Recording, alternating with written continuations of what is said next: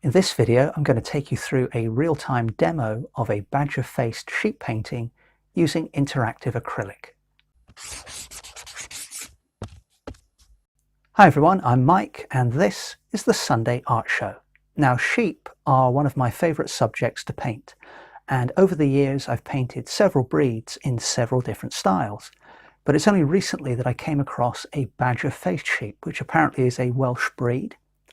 And this is a result of me being commissioned by a farmer in the southeast of England via a graphic designer from the same area.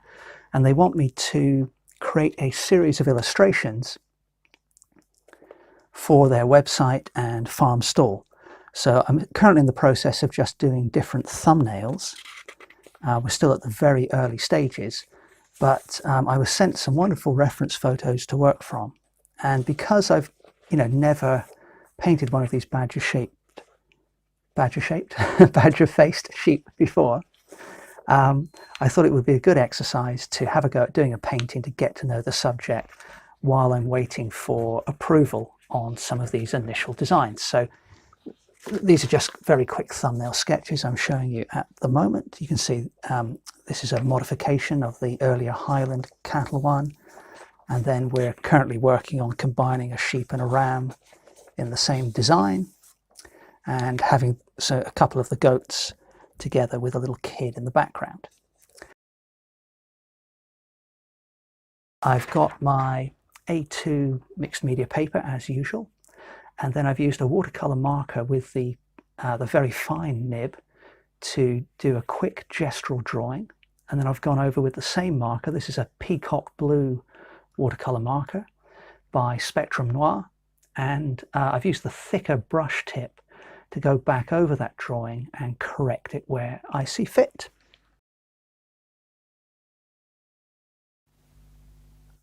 So today I'm using interactive acrylic. So I've got my tinting white, ultramarine blue, napthol crimson, which is a different red to the one I normally use, or the couple I normally use, but I thought I'd give that a whirl, cadmium yellow light, and burnt umber.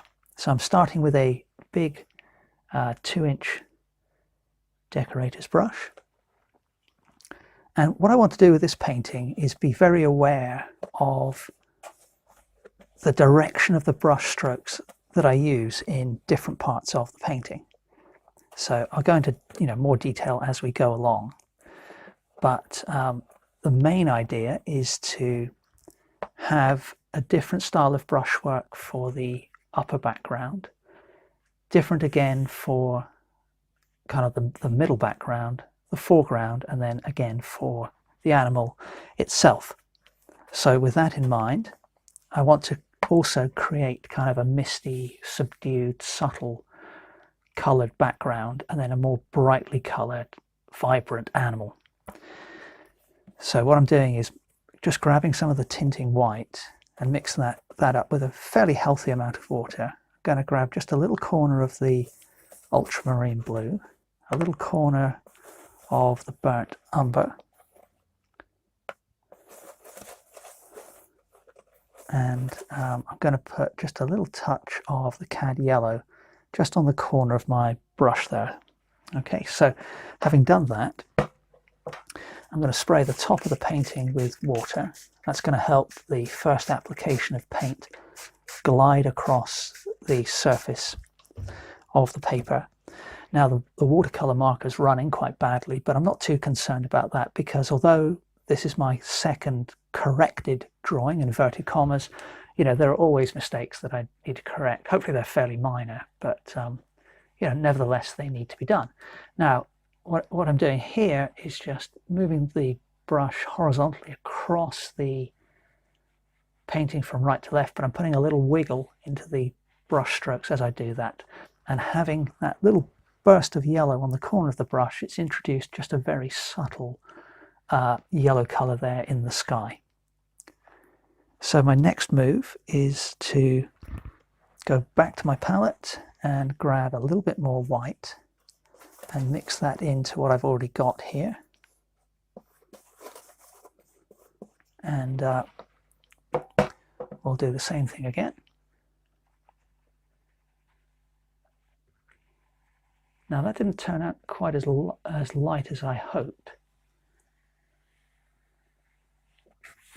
But by holding the brush up the other way, previously the yellow corner was at the bottom, now it was at the top. I've kind of enhanced that yellow streak, and I'm quite happy with that. That's okay. Let's move that across. Some of the watercolour marker is going to bleed into that background. But the main thing I've done here is keep the paint kind of light and atmospheric, and all of my brush strokes, little wiggles aside, have been going from right to left and horizontal pretty much.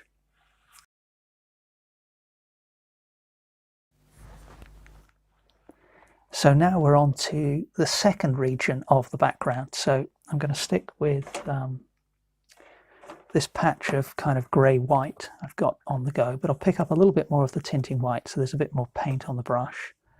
Again, we'll grab some of the blue, and this time we'll grab a little bit of the napthol crimson, which this may actually be the first time I've ever used this red. If any regular viewers of the channel can correct me on that, then please feel free to do so. So I've mixed up kind of a pale violet, and what I'm going to do is also just grab a little corner of blue and a little corner of the red. So I've got a little corner there of red and a little corner of blue at opposite ends of the brush, and again I'll just mix that in a little bit with the violet I've got going there. We'll keep the surface of the painting moist, and what I'm going to do here is just roll the brush over the paper and see what effects we get.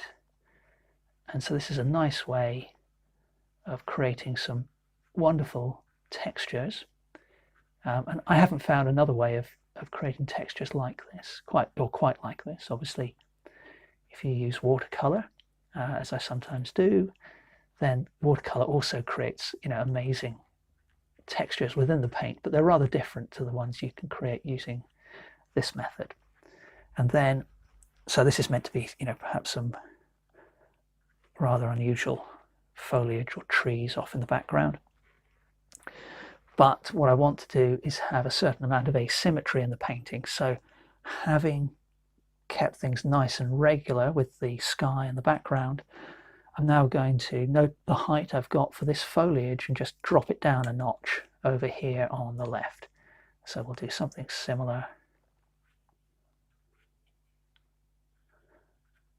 but perhaps we'll just change the way we put the paint on there.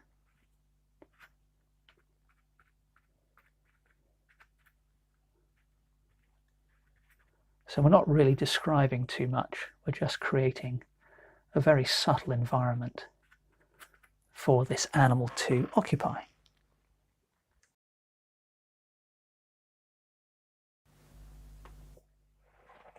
Now for the next stage in the painting, which we could consider the horizontal plane on which the sheep is standing, but still off in the distance.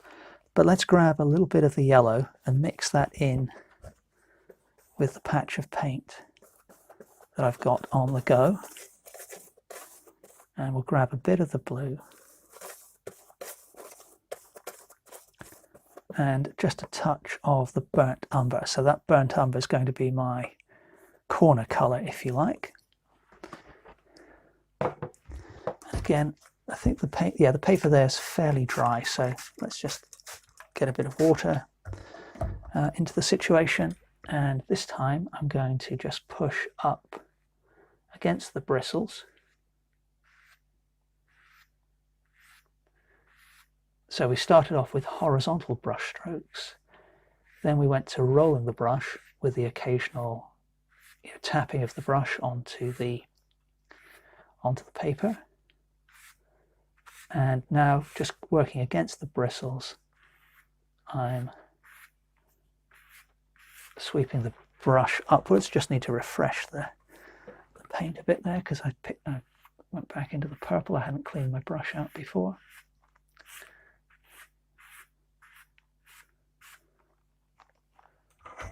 Let's move the water bottle.